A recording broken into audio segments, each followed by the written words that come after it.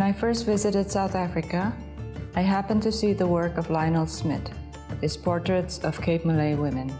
I was captivated by Smith's artwork and these faces.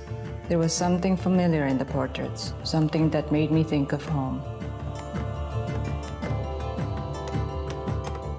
But something else was there too. I wanted to know their stories, the stories of these women and their ancestors. I didn't know it then, but this encounter would lead me to the story that I needed to write. During the Dutch colonial period in what is now Indonesia, slavery was a common practice. People were taken from their homes to work for the Dutch all over the archipelago. But many were taken to places much farther away, including the Cape of Good Hope.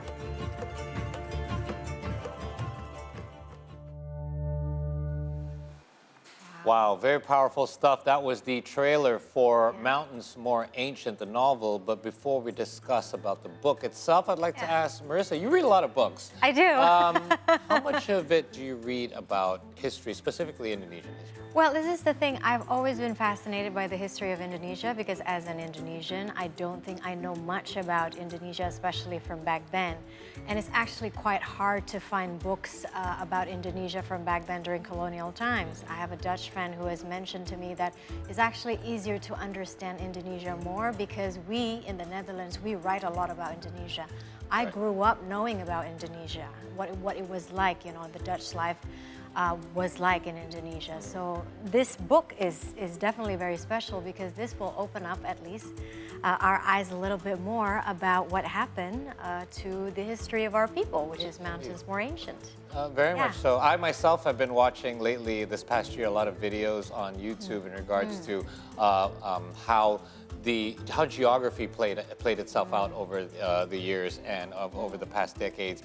And then I somehow got linked to the Dutch colonial era where the Spanish were trying to take over parts of the world and how the Dutch played a role into how trade is being played out now.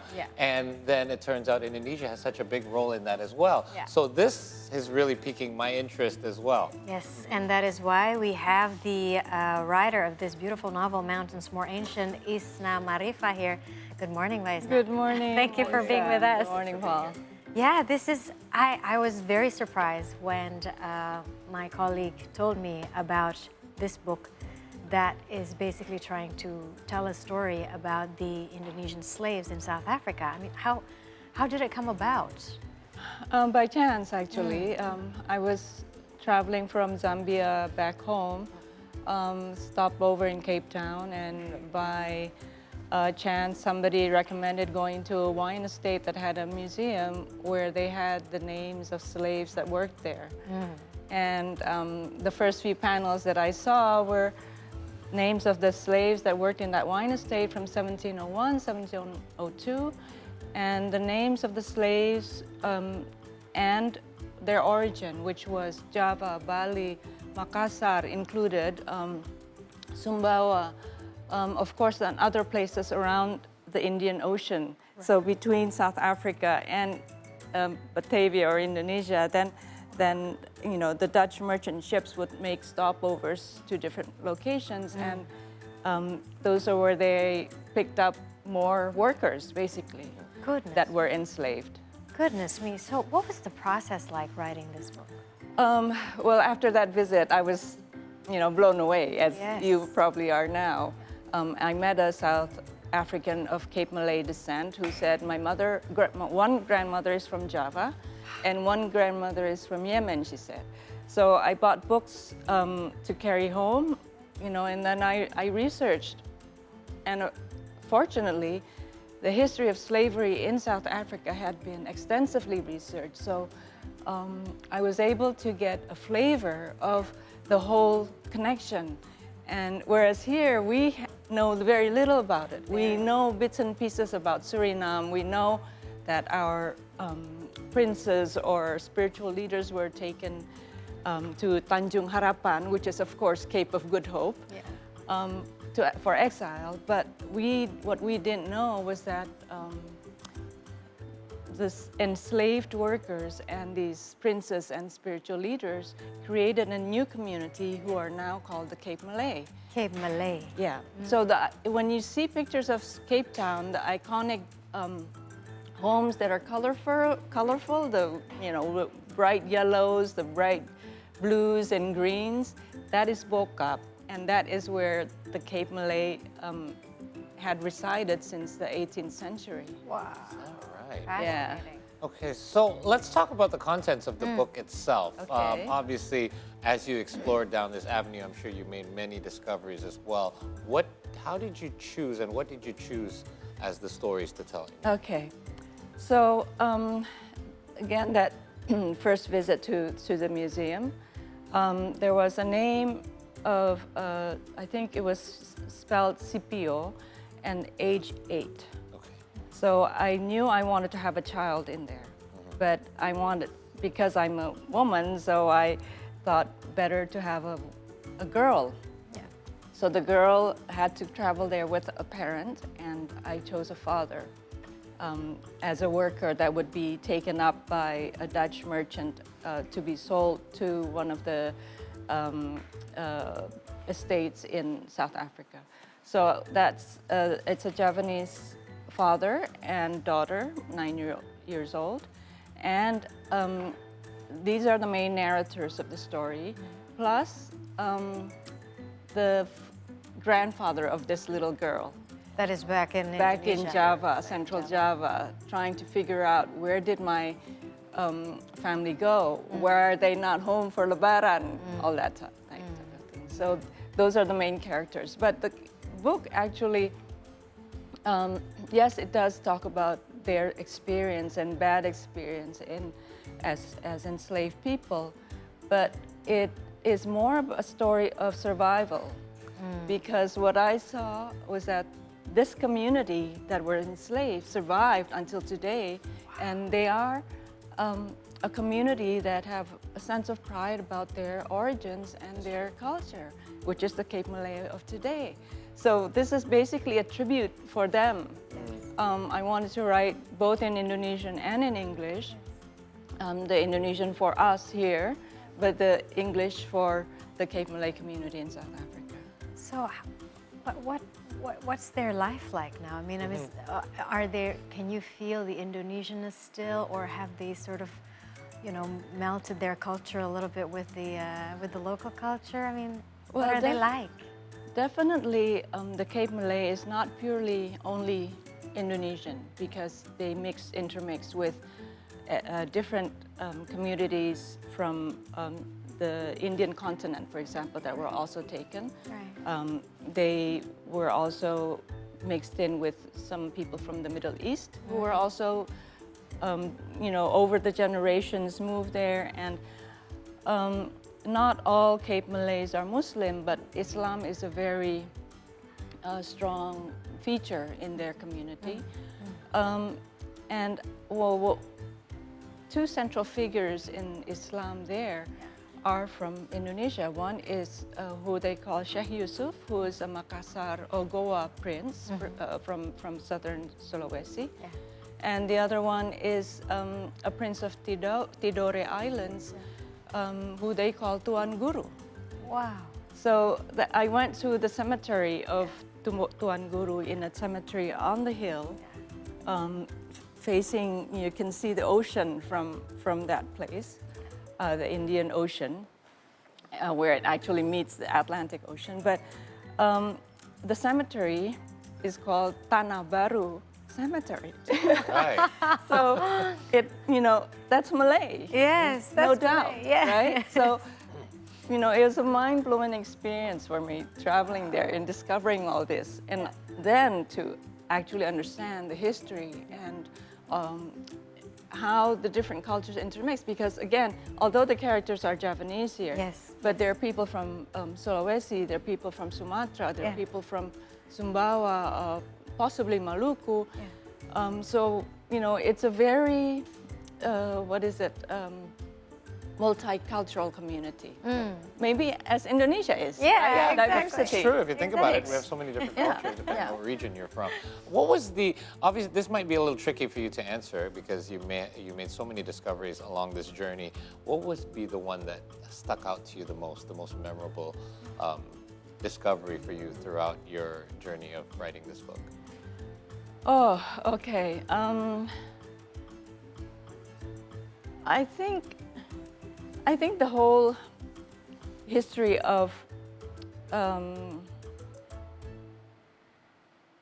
I think okay. I'll say that it was the building the community. I think because again, slavery, of course, is a very sad occurrence and had a lot of pain, impacted communities until today, even, yeah.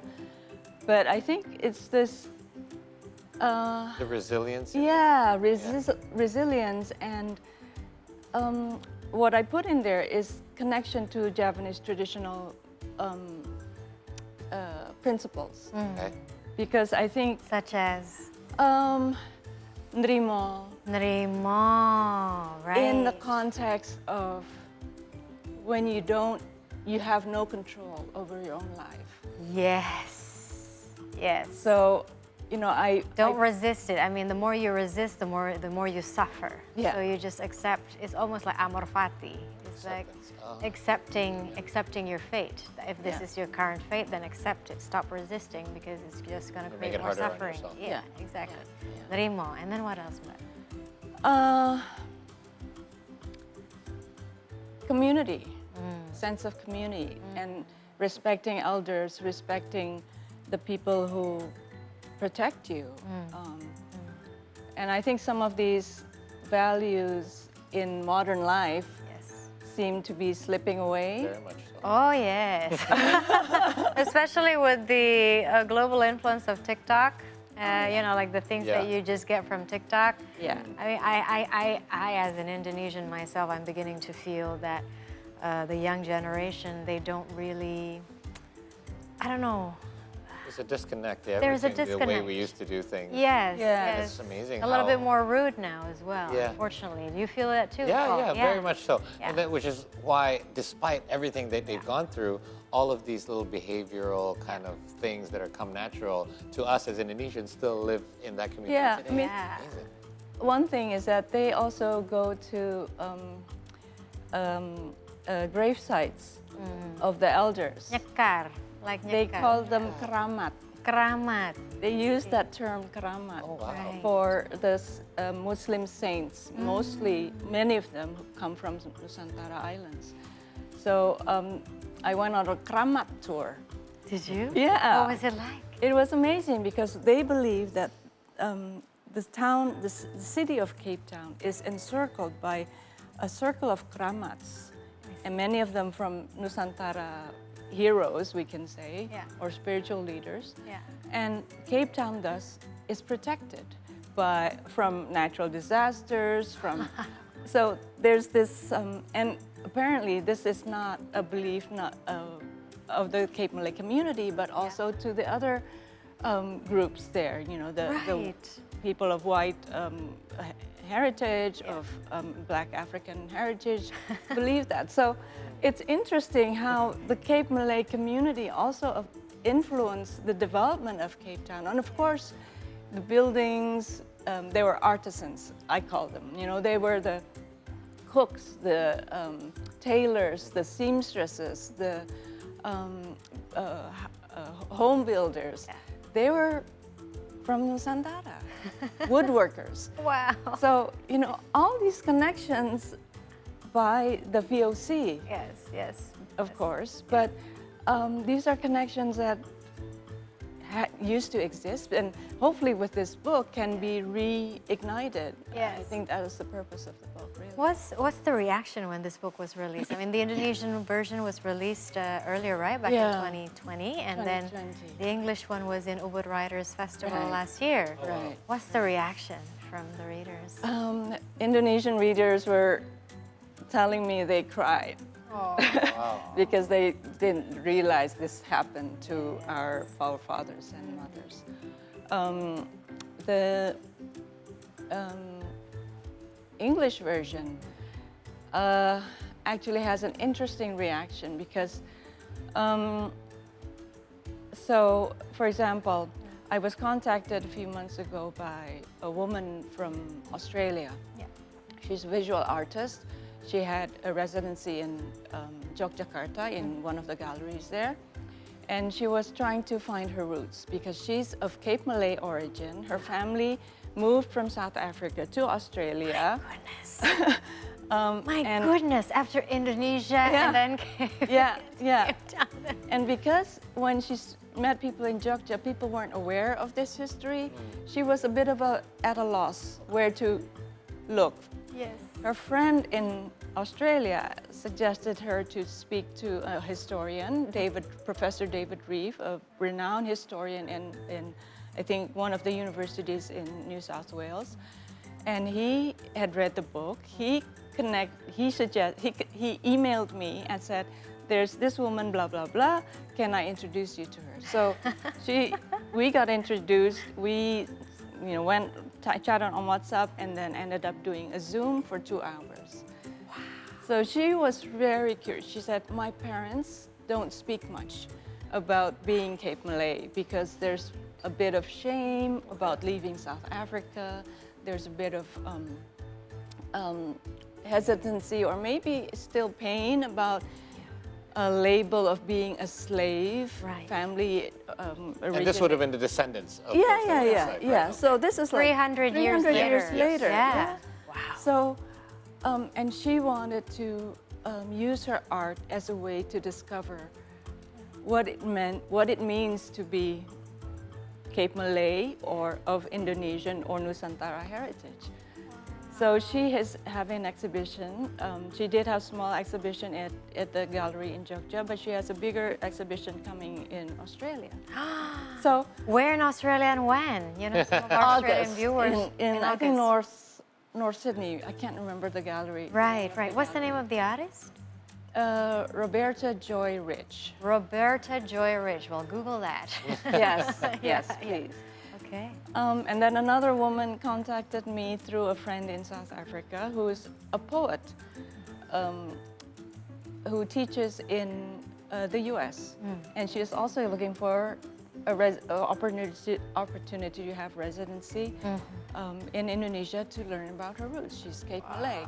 So hopefully this is sort of going to, connect dots and allow people to have a sense of, I think it's important for all of us, right? Yes. Who we are and Absolutely, Mbak. where we come from. Yeah. Hopefully it'll, fill in a little bit of gaps. Oh, that's wonderful. There you go. Yeah, very. I mean, when we talked about this before the program, like, really, this happened? I know. I had no idea. Yeah. And it's a very important story for you to tell, and I hope it not only reaches an audience here in Indonesia for us to find out more about our history, but for those outside of the country to learn more about our roots as well. Yes, absolutely. Well, thank you so much, Mbak Isna. Well, obviously, and this is Book Talk. Usually, we would also recommend books to our viewers. This is definitely top of the list for today. Especially for our fellow Indonesians or for those who are from Cape Malay, Or Dutch. Or Dutch as very well. true. Yeah, my Dutch friends, hello. Yes, you can definitely read this as well. And speaking of and knowing oneself, right, and how important it is, it's so funny because this book is what I'm reading at the moment. It's self-knowledge. It's called Self-Knowledge by the School of Life. The founder of the School of Life is Alain de Botton, a modern philosopher. And this is exactly what we were talking about, how important it is for us to get to know ourselves. And that's why all of these people who are living around the world, and they are actually from Cape Malay, they want to get to know themselves because especially as we get older, it gets more and more important. We feel like we need to be more and more rooted, right? You're more curious when we get older too. More curious about ourselves. So there you go. This is my recommendation. It's a very thin book. Yeah, it's very compact. I was thinking it's nice It's to super throw in your bag compact. and bring it around. And you can actually read and reread and the chapters. Let me just share you a little bit of the chapters. One is self-ignorance. Self-ignorance is basically not knowing ourselves, and then philosophical meditation, emotional identity, honesty and denial, self-judgment, emotional skepticism. This book you can basically read in one day, and you can read and reread and reread and reread, and it's an excellent book that I would recommend to you. There you Great. go. Nice one. What about you? All right. Well, I've got one. Mine's not as heavy. Mine's a little bit light, but it does have to do with the history of music. So when I Right. first moved to Indonesia in 2001, I was really into hip hop music. And I wanted to learn Indonesian at the same time. My bahasa was just conversational. So I bought my very first Indonesian book by Heri Sutresno. He's a rapper, a lyricist, and a poet. He's a writer as well. And he's got several collaborations and groups where he does his music, and he wrote about the history of hip hop. And what was attracted me to this book was it was written from an Indonesian perspective.